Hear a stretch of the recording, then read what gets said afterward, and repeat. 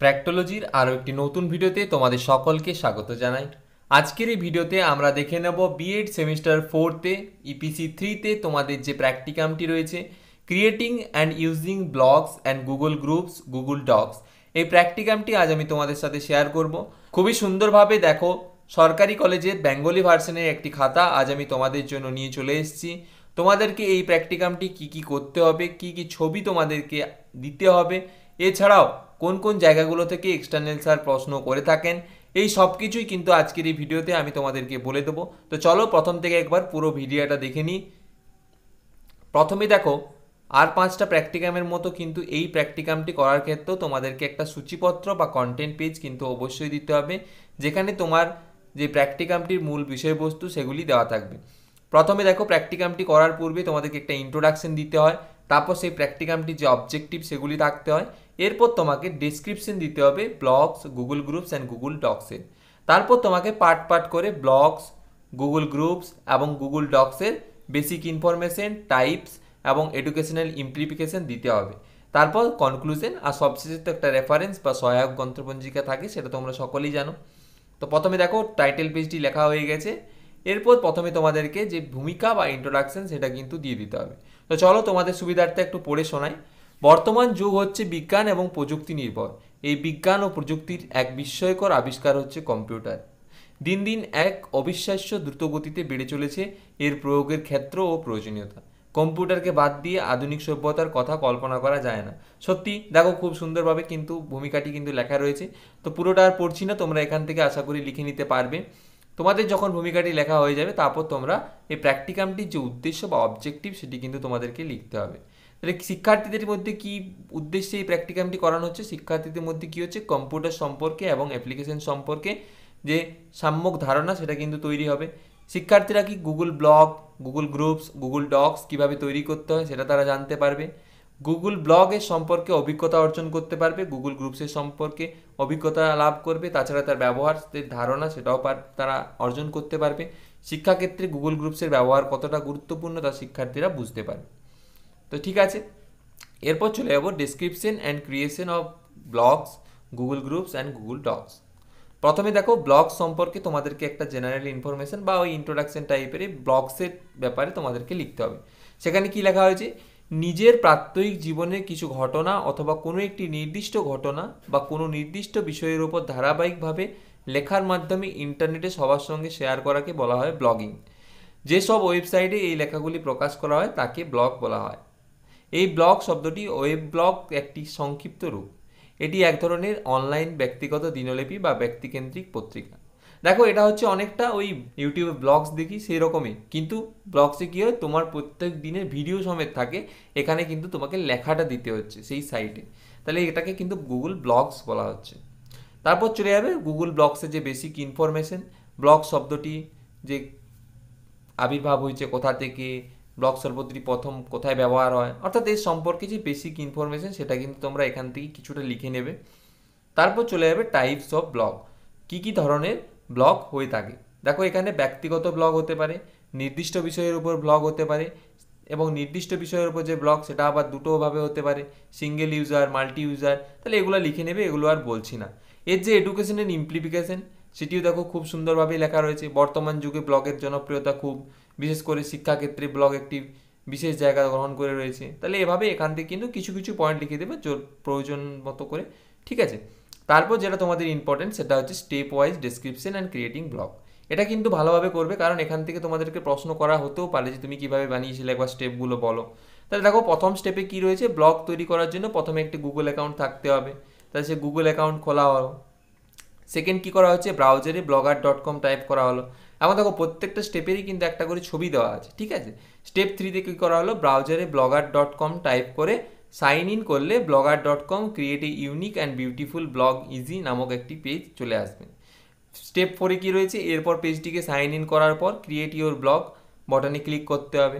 দেখো, তারপর চলে যাবে, এরপর গুগল অ্যাকাউন্টে নিজের পাসওয়ার্ড টাইপ করতে হবে, ঠিক আছে। স্টেপ 6-এ কী বলছে, পাসওয়ার্ড দেওয়ার পর স্ক্রিনে একটি নতুন পেজ আসবে যেখানে ব্লগের শিরোনাম দেওয়ার কথা বলবে। তাহলে এভাবে দেখো, শিরোনাম দেওয়ার কথা বলছে। স্টেপ 7-এ কী বলছে, শিরোনাম দেওয়ার পর নেক্সট করলে সেখানে অ্যাড্রেসের জায়গায় ফিল আপ করা হলো। তাহলে অ্যাড্রেসের জায়গায় ফিল আপ করা হয়েছে। তারপর কি হচ্ছে, স্টেপ 8 অ্যাড্রেস দেওয়ার পর নেক্সট করলে ডিসপ্লে নেম দিতে বলবে, ঠিক আছে।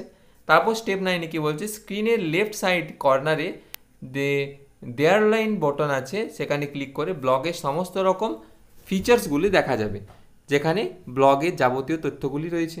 স্টেপ 10 সেখানেও দেখো কি বলা হয়েছে, এরপর স্ক্রিনের রাইট বিলো কানেকশনে প্লাস বাটনে ক্লিক করলে সেখানে নতুন টাইটেল এবং বিষয়ভিত্তিক ব্লগ লেখার জায়গা চলে আসবে।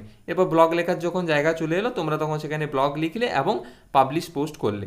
স্টেপ 12 কি বলছে, পাবলিক পোস্ট কনফার্ম করলে একটি নতুন উইন্ডো খুলবে, যেখানে শেয়ার অপশান আসবে। তারপর শেয়ার করার বাটনে ক্লিক করে তোমরা ব্লগটিকে যেসব মাধ্যমে শেয়ার করা যায় সেই অপশনগুলি দেখতে পাবে।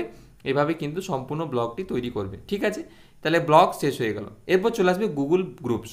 গুগল গ্রুপস আসলে কি, গুগল গ্রুপস হলো গুগলের একটি পরিষেবা, যার মধ্যে আমরা কি করি, খুব সহজে একটি গ্রুপ তৈরি করে যাতে আমাদের প্রয়োজনীয় যে লোকজনের গ্রুপে জয়েন করিয়ে তাদের মধ্যে একাধিক ইনফরমেশন বা বিভিন্ন স্টাডি রিলেটেড মেটেরিয়ালস, যে কোনো ধরনের মেসেজ সহজে শেয়ার করতে পারি। এর যে বেসিক ইনফরমেশন, গুগল গ্রুপস পরিষেবাটি ডেভেলপ করে গুগল 2001 সালের 12 ফেব্রুয়ারি। তার যে বেসিক ইনফরমেশন, কবে হয়েছিল, কী জন্য করা হয়েছিল, কী ধরনের আলোচনা আছে, সেই সব কিছু কিন্তু তোমাদেরকে লিখে নিতে হবে। তারপর গুগল গ্রুপসের যে টাইপস, কী কী ধরনের গুগল গ্রুপস হয়ে থাকে, প্রধানত দেখো 4 ধরনের হয়: email list, web forum, question and answer form and collaboration inbox. তাহলে এগুলো তোমরা এখান থেকে লিখে নিতে পারবে। তারপর চলে আসবে এডুকেশন অ্যান্ড ইমপ্লিফিকেশন। শিক্ষাক্ষেত্রে এর গুরুত্ব কতটা রয়েছে সেটা কিন্তু তোমরা এখান থেকে তোমাদের সুবিধা মতো 3টে বা 4টে পয়েন্ট কিন্তু এখান থেকে লিখে নেবে।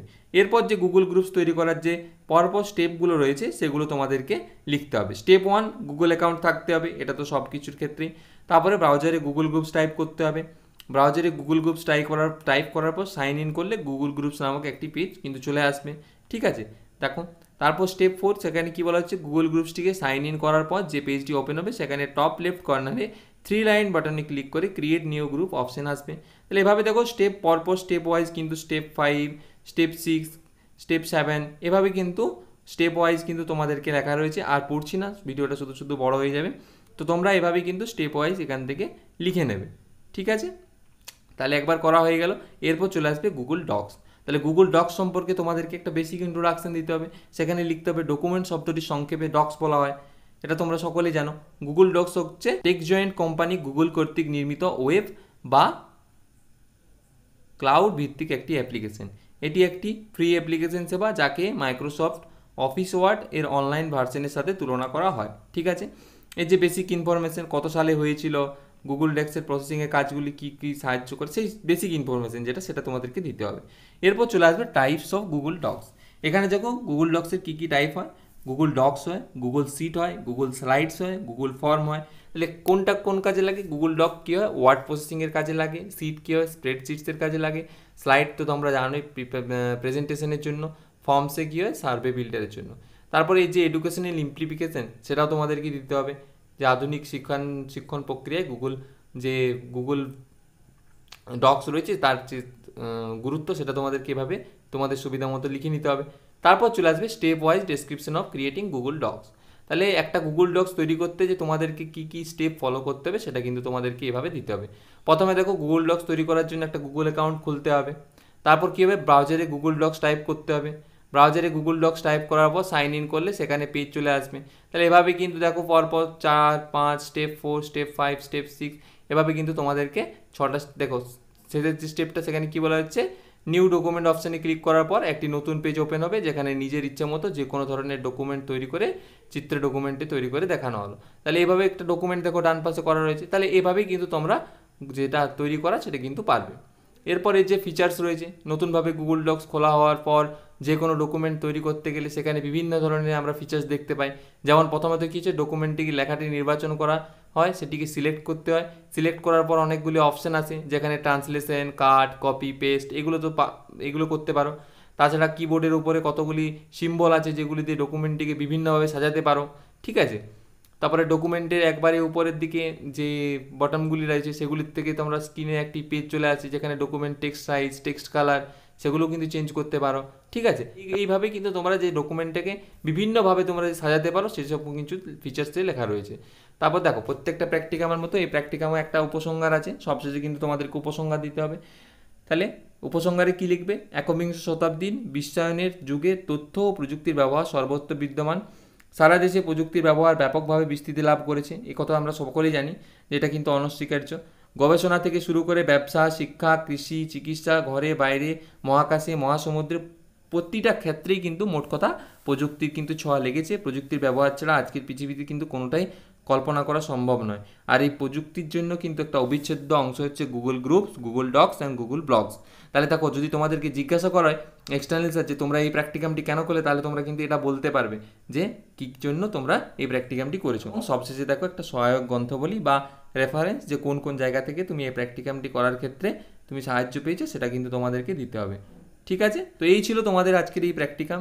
আশা করি তোমরা বুঝে গেছো, এরপর তোমাদের আর প্র্যাকটিকামটি করতে কোনো সমস্যা হবে না। তাছাড়াও 4th সেমিস্টারের সমস্ত প্র্যাকটিকাম কিন্তু এই চ্যানেলের প্লেলিস্টে দেওয়া রয়েছে, সেখান থেকে কিন্তু তোমরা সেগুলো দেখে নিতে পারো।